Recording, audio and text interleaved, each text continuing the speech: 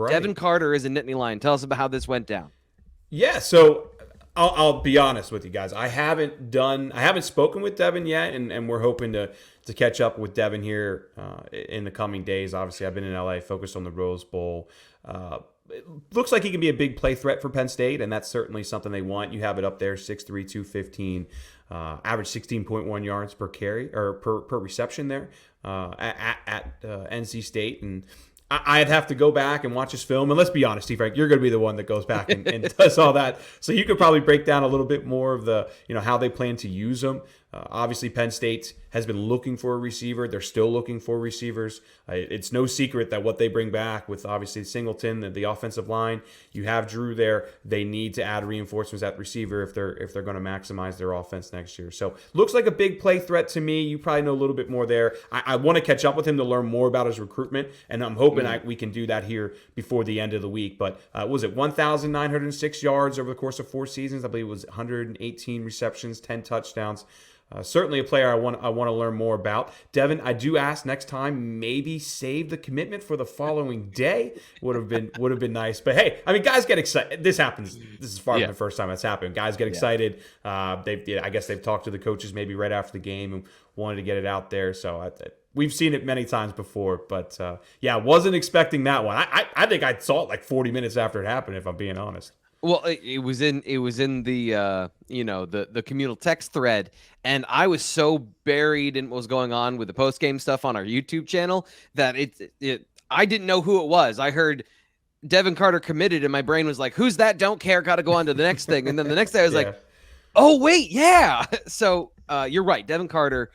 The interesting thing about receivers especially, and this is true of any football player in any situation, but receivers, you use them in a very specific way. Kind of like in basketball, like you got your 3-point shooters, you got your guys in your system that are your pick and roll guys, your big men.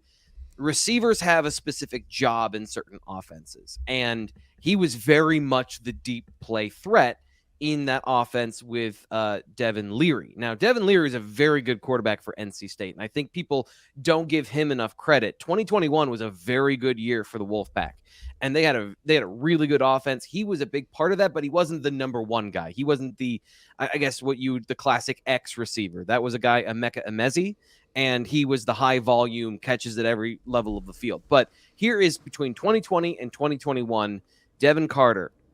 His deep passing numbers from PFF: 15 receptions, 510 yards, 34 yards per completion, and 3 touchdowns. Now, he stepped into that lead role in 2022 and didn't go as well.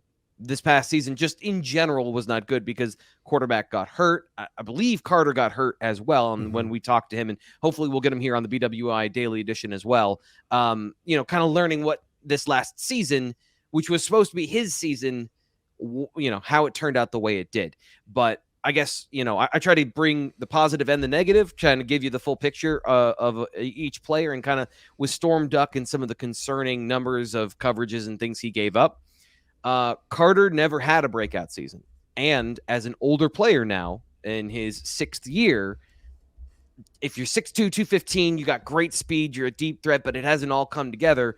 What's to say a change of scenery will make it all come together? But like I said, usage is really important. And I think kind of with both of these players that you're seeing, Penn State raiding the Carolinas for veteran players at receiver and corner, I think both were put in a position where maybe they have more to give in a different ecosystem. Some of the things I was watching from Storm Duck the other day, they're putting him in a bad situation to give up yardage because he's playing a specific technique. And in that situation, if the receiver only needs 3 yards and then you give up 3 yards because you're defending the wrong way, you're being asked to do something specific, that makes you look bad and makes you look worse than maybe you are. And I think that there are some underlying situations where maybe a change of scenery does happen, but both veteran players that probably didn't achieve their full potential at their previous places. So that's kind of the thumbnail scouting report. I know we did a full video on Storm Duck, but just a little follow-up there, and then a little bit more on Devin Carter. So again,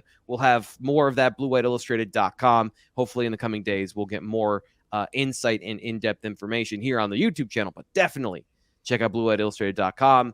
It's $20 to sign up, and then you get access now until next football season. So a good deal for a great length of time. Sign up right now. You still get that savings. And by the way, the longer you wait, the less value you get there.